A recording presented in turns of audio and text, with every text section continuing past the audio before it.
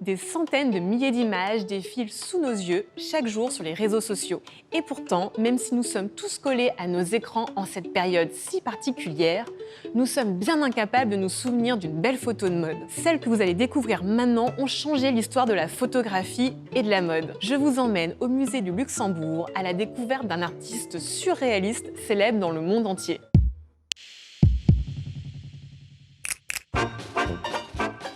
Cet artiste, c'est Emmanuel Radzinsky, plus connu sous le nom de Man Ray, un Américain qui débarque à Paris dans les années 20 et qui rapidement se fait un nom dans le milieu de la mode en publiant ses portraits dans des magazines. Man Ray traîne à Paris avec ses amis peintres dadaïstes et surréalistes et commence à photographier des femmes chics qu'il rencontre dans des soirées mondaines. Quand il arrive à Paris en 1920, quelque part téléguidé par Marcel Duchamp, il n'a pas l'acheteur pour ses peintures à New York. Et Duchamp l'a persuadé que la vie à Paris serait beaucoup plus facile. Et donc, finalement, il essaye de trouver des moyens de survivre. Et la photographie, très rapidement, sera pour lui un moyen non seulement de survivre, mais très rapidement de vivre bien.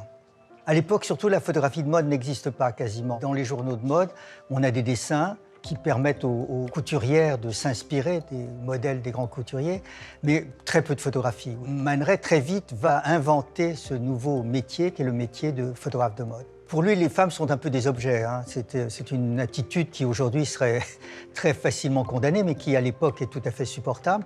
Pour lui, c'est un objet de désir sexuel et il veut le magnifier. Il le magnifie de toutes les manières et parfois d'une manière extrêmement douce et élégante. Il essaye surtout de donner de ces femmes l'image la plus belle possible, la plus élégante, la plus attirante.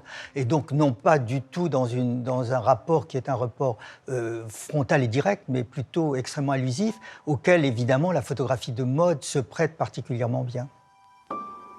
Progressivement, Man Ray va donc donner ses lettres de noblesse à la photographie de mode. La presse de l'époque adore ce photographe qui, en bon surréaliste, utilise à merveille les armes du scandale et de la provocation.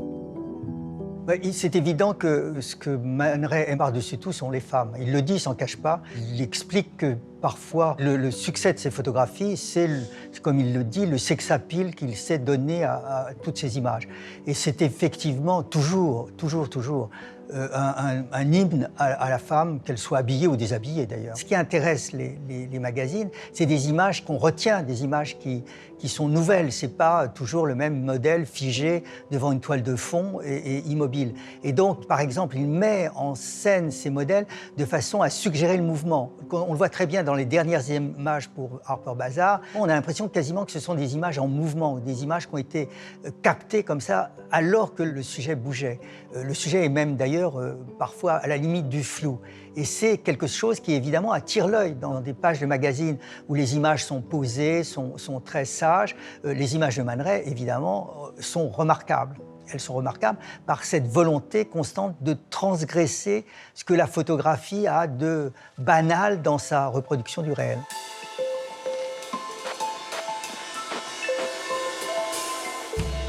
Aujourd'hui, nous avons l'habitude de retoucher nos photos. Nous utilisons des filtres au quotidien. À l'époque, Man Ray passait des heures à mettre au point des techniques de retouche dans son laboratoire. Évidemment, le photographe pousse l'exercice beaucoup plus loin. Lorsqu'il capte les silhouettes de ces femmes, Man Ray parvient à mêler la réalité à l'imaginaire en changeant les perspectives et en jouant sur les ombres et la lumière. Man Ray est toujours dans cette posture de l'artiste de génie qu'il trouve par hasard et donc il déteste qu'on évoque les aspects techniques de son travail. Il est évident que pourtant il utilise tous les moyens techniques qui sont à sa disposition pour donner à ces images cet aspect un peu particulier qui va avec la réputation qu'il a d'être un artiste surréaliste. Donc le premier auquel on peut penser, c'est la solarisation qui va devenir quelque part l'image de marque de son travail photographique et de son travail de photographique pour la mode. Et la solarisation est un procédé qui longtemps a été considéré comme une erreur de photographe. C'est un photographe qui tout d'un coup insole un négatif ou un positif en cours de développement.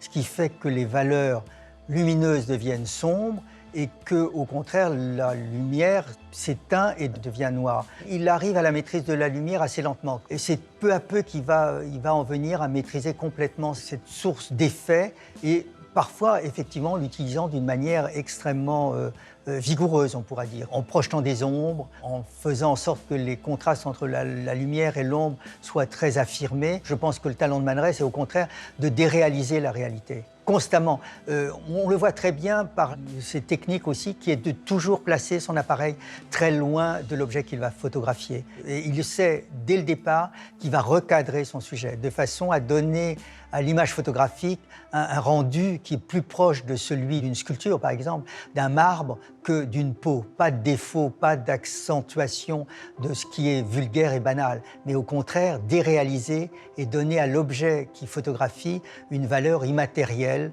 qui va fasciner.